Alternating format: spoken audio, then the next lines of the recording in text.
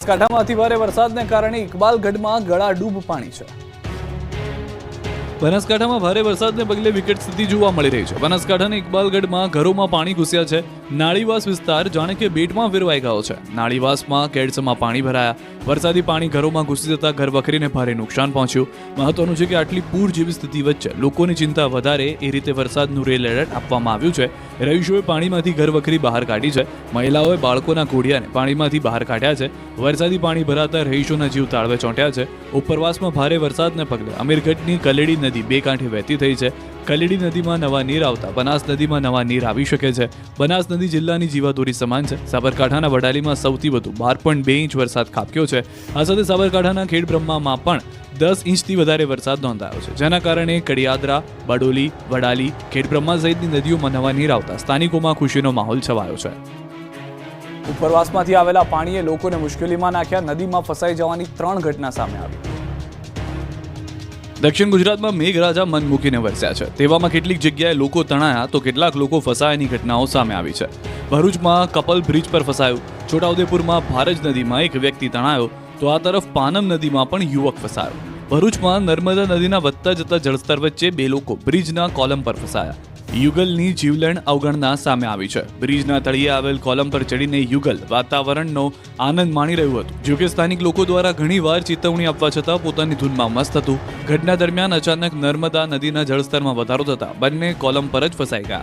ઘટનાને નજરે જોતા આસપાસના લોકોએ તુરંત મદદ માટે દોડ લગાવી। સ્થાનિક નાવિકોએ તત્કાલ નાવડી સાથે ઘટના સ્થળે પહોંચી જઈ કપલને સુરક્ષિત રીતે બહાર લાવી કિનારે પહોંચાડ્યા હતા। તો દાહોદની પાનમ નદીના પ્રવાહમાં એક વ્યક્તિ ફસાયો હતો। નદી પાસે પોતાનું ખેતર જોવા ગયેલ વ્યક્તિ નદીના પ્રવાહમાં ફસાયો, જોકે તે એક પથ્થરના સહારે બેઠો રહ્યો। 4 કલાક સુધી યુવક નદીમાં ફસાયેલો જોવા મળ્યો। ફાયર વિભાગની ટીમે રેસ્ક્યુ કરી યુવકને બચાવી લીધો। તો છોટાઉદેપુરની ભારજ નદીના ધસમસતા પાણીમાં એક વ્યક્તિ તણાઈ ગયો। સુખી ડેમમાંથી પાણી છોડાતા જ ભારજ નદીમાં જળસ્તર વધ્યું હતું। સવારે નદી ઓળંગતા સમયે ઘટના બની હતી। ઈડર ભીલોડા નેશનલ હાઈવે બંધ થયો, ડાયવર્ઝન પાણીમાં ધોવાઈ ગયું। સાબરકાંઠામાં મેઘરાજાનો મિજાજ બદલાયો છે। ભારે વરસાદ વચ્ચે ઈડર ભીલોડા નેશનલ હાઈવે બંધ થયો છે। ભેંસકા નદી બે કાંઠે થતા હાઈવે બંધ થયો। નવીન પુલનું ડાયવર્ઝન નદીમાં ધોવાઈ જતા હાઈવે બંધ કરવાની ફરજ પડી। ડાયવર્ઝન ધોવાતા વાહન વ્યવહાર અટવાયો છે। ઉત્તર ગુજરાતમાં ભારે વરસાદને પગલે જનજીવન સાથે વાહન વ્યવહારને પણ અસર પહોંચી છે। કાનપુર રેવાસ વચ્ચેથી પસાર થતી ભેંસકા નદી પર નવા પુલનું નિર્માણ કાર્ય ચાલી રહ્યું છે। નવીન પુલના નિર્માણ દરમિયાન નદી વચ્ચે ડાયવર્ઝન આપવામાં આવ્યું છે, પરંતુ ભારે વરસાદને કારણે ડાયવર્ઝન પાણીમાં ધોવાઈ ગયું। ઉપરવાસમાં ભારે વરસાદને કારણે નદી બે કાંઠે વહી રહી છે। ડાયવર્ઝન ધોવાતા વાહન વ્યવહાર અટવાયો। આળસુ અધિકારીઓ સહિત કોન્ટ્રાક્ટરોની બેદરકારીના પગલે વાહન ચાલકો સહિત મુસાફરોને હાલાકી વેઠવી પડી છે। સાબરકાંઠા, અરવલ્લી સહિત રાજસ્થાનને જોડતા માર્ગ પર વાહન ચાલકો અર્ધ વચ્ચે અટવાયા। પૂરના આકાશી દ્રશ્યો સામે આવ્યા। ડેમમાં પાણીની આવક વધી। સાબરકાંઠાના ઈડરના ઘઉંવાવ નદીમાં આવ્યું પૂર। નદીના પૂરનો આકાશી નજારો જોવા મળ્યો। ભારે વરસાદને કારણે ઈડર, વડાલી અને ઉપરવાસમાં ભારે વરસાદને લઈને નદીમાં પૂર જેવી સ્થિતિનું નિર્માણ થયું છે। ચોમાસાના પ્રથમ વરસાદે નદીમાં પાણીનો ધસમસતો પ્રવાહ જોવા મળ્યો છે। નદીમાં પાણી વહેતા ખેડૂતોમાં આનંદ છવાયો છે। બીજી તરફ રાજસ્થાનમાં ભારે વરસાદને લઈ મેશ્વો નદી બે કાંઠે વહેતી થઈ છે। શામળાજી, અણસોલ પાસે મેશ્વો નદીમાં નવા નીરની આવક થઈ છે। ઉપરવાસમાં વરસાદને લઈ મેશ્વો ડેમમાં પાણીની આવક થઈ છે। ઉપરવાસમાં વરસાદથી મેશ્વો નદીમાં પાણીનું જળસ્તર વધ્યું છે। મેશ્વો નદીના આકાશી દ્રશ્યો પણ જોવા મળ્યા। આ તરફ સૌરાષ્ટ્રમાં પણ મેઘરાજાએ વરસાદી બેટિંગ ચાલુ કરી છે। બપોર બાદ મોટાભાગના જિલ્લા કવર કરી લીધા। સૌરાષ્ટ્રમાં મેઘરાજાએ સવારથી ધીમી ધારે બેટિંગ શરૂ કરી દીધી છે। બપોર બાદ વરસાદનું જોર વધી ગયું। રાજકોટના પડધરી તાલુકાના ગ્રામ્ય વિસ્તારોમાં ધોધમાર વરસાદ વરસ્યો। જીવાપર સહિતના ગ્રામ્ય વિસ્તારોમાં ધોધમાર વરસાદ ખાબક્યો। બપોર બાદ રાજકોટ જિલ્લાના અનેક ગ્રામ્ય વિસ્તારોમાં વરસાદી માહોલ જોવા મળ્યો। તો રાજકોટના લોધિકા તાલુકાના ગ્રામ્ય વિસ્તારોમાં પણ વરસાદી ઝાપટા પડ્યા। ખેરસરા, મેટોડા, રાતૈયા, દેવગામ સહિતના વિસ્તારોમાં વરસાદ વરસ્યો। વાવણી સમયે જ વરસાદ વરસતા ખેડૂતોમાં ખુશીનો માહોલ જોવા મળ્યો। આગોતરું વાવેતર કરનાર ખેડૂતોને વરસાદથી ખૂબ ફાયદો થશે। આ તરફ ધોરાજીમાં બપોર બાદ ફરી ભારે પવન સાથે વરસાદ વરસ્યો। ધોરાજીમાં કાળા ડિબાંગ વાદળો ઘેરાયા અને ગ્રામ્ય વિસ્તારોમાં પણ વરસાદ જોવા મળ્યો। બપોર બાદ ધોરાજીમાં પવનના સુસવાટા સાથે વરસાદ શરૂ થયો। ધોરાજીના Aveda Chowk station road, Junagadh road, Jetpur road, Galaxy Chowk સહિત વિસ્તારમાં વરસાદ વરસ્યો। તો અમરેલીના સાવરકુંડલામાં 5 દિવસના વિરામ બાદ ફરી વરસાદનું આગમન થયું। સાવરકુંડલા શહેર તેમજ ગ્રામ્યમાં વરસાદી માહોલ જામ્યો। કાના તળાવ, બાટડા, ચરખડિયા, ભમોદરા સહિતના ગ્રામ્ય વિસ્તારોમાં વાવણી લાયક વરસાદ વરસતા ખેડૂતોમાં ખુશીનો માહોલ છે।